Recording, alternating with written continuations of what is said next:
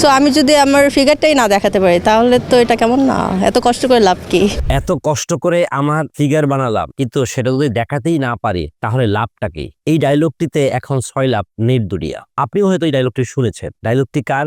এই ডায়লগটি হচ্ছে Bangladesh celebrity cricket লিগে অংশগ্রহণকারী একজন সেলিব্রিটির। শুধু তিনি না, অন্যান্য যেসব অভিনেত্রীরা এই টুর্নামেন্টে অংশগ্রহণ করেছিল তারা বিভিন্ন রকমের অশালীন অঙ্গভঙ্গি এবং তাদের দেহের সৌন্দর্য প্রদর্শন করেই যেন এই ক্রিকেট লিগটাকে শেষ করে দিতে চেয়েছিলেন। একবারও তারা ভাবেনি যে ক্রিকেট হচ্ছে একটি স্পোর্টিং গেম, যেখানে থাকে টেকনিক, যেখানে থাকে প্যাশন, যেখানে থাকে দক্ষতা, যেখানে থাকে একটি সম্মানেরও বিষয়। আর এই সম্মানটা অনেক সময় অনেক দেশের জন্য অনেক গর্বের বিষয় হয়ে ধরা দেয়। কিন্তু সেসব কথা তারা ভুলে গিয়ে তাদের নিজেদেরকে প্রদর্শন করার জন্যই মনে হচ্ছিল উঠে পড়ে লেগেছে। সুপ্রিম কোর্টের একজন আইনজীবী এ নিয়ে একটি রিটও দায়ের করেছেন। তিনি সেখানে উল্লেখ করেছেন যে সেলিব্রিটি ক্রিকেট লিগের নামে এই টুর্নামেন্টের মাধ্যমে বিভিন্ন রকমের অশ্লীলতা ছড়িয়ে পড়েছে। সেই আইনজীবীর বক্তব্য হচ্ছে, দেশের ক্রিকেটের উন্নতির জন্য এখানে কোনো কিছুই করা হয়নি। এখানে যা কিছুই করা হয়েছে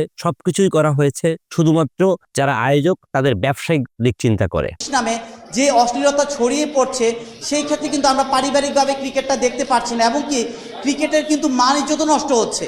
কারণ এই ক্রিকেটের নামে একটা মেয়ে আছে এখানে, আপনারা সবাই জানেন মারিয়া মিম, উনি এক্স্যাক্টলি ক্রিকেট খেলতে গিয়ে একটা অশ্লীল ড্রেস পরে উনি নিজেকে শো আপ করছে, এবং উনি বলছে যদি ফিগারে যদি না দেখাতে পারি তাহলে কেন খেলতে আসলাম। তিনি এ নিয়ে অংশগ্রহণকারী সেই ক্রিকেটার, মেন্টর এবং আহ্বায়ক কমিটির সদস্যদেরকে 15 দিনের মধ্যে নোটিশের উত্তর দিতে বলেছেন। একবার ভাবুন তো, আমি প্রথম যে ডায়লগটি দিয়ে এই কন্টেন্ট শুরু করেছিলাম, এটাও কি আমাদের এই মুসলিম প্রধান দেশে ক্রিকেটের মতো একটা গর্বের জায়গার কোনো ডায়লগ হতে পারে? যিনি করেছেন তার নামটা আপনারা সবাই জানেন, মারিয়া মিম। তিনি একজন স্প্যানিশ নাগরিক। তার আরো একটি পরিচয় আছে, তিনি হচ্ছে ফ্যাসিস্ট আওয়ামী লীগ সরকারের আমলে এমপি হতে চাওয়ার জন্য অনেক দৌড়ঝাঁপ করা একজন অভিনেতা সিদ্দিকুর রহমানের সাবেক স্ত্রী। 2012 সালে সিদ্দিকুর রহমানের সাথে তার বিয়ে হয়েছিল।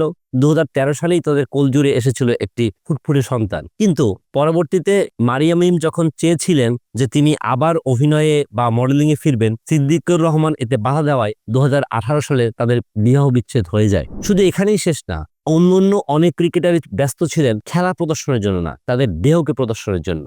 আমাদের ক্রিকেটটা তো প্রায় ধ্বংস হয়ে গেছে। এখন এই সব উৎকো কিছু সিদ্ধান্ত ক্রিকেট বোর্ড যে কিভাবে অনুমোদন করেন ঠিক বুঝি না। আর পৃথিবীর বিভিন্ন দেশেই আমরা জানি যে সেলিব্রিটি ক্রিকেট হয়, কিন্তু সেখানে তাদের একটা সৌন্দর্যের বোধ আছে। বাট আমাদের দেশে কোনো সৌন্দর্য বোধের ধার ধারাই নেই, শুধুমাত্র ব্যবসায়িক স্বার্থে এগুলো করা হয়। দর্শক, আপনারাও কি এই ধরনের ক্রিকেট লিগ আদৌ চান, নাকি সত্যিকার অর্থে যে ক্রিকেটের সৌন্দর্য, ক্রিকেটের যে বিশ্বায়ন বা ক্রিকেটের যে উন্নতি তার জন্য অবদান রাখুক এমন টুর্নামেন্ট চান? কমেন্ট করে জানাতে পারেন।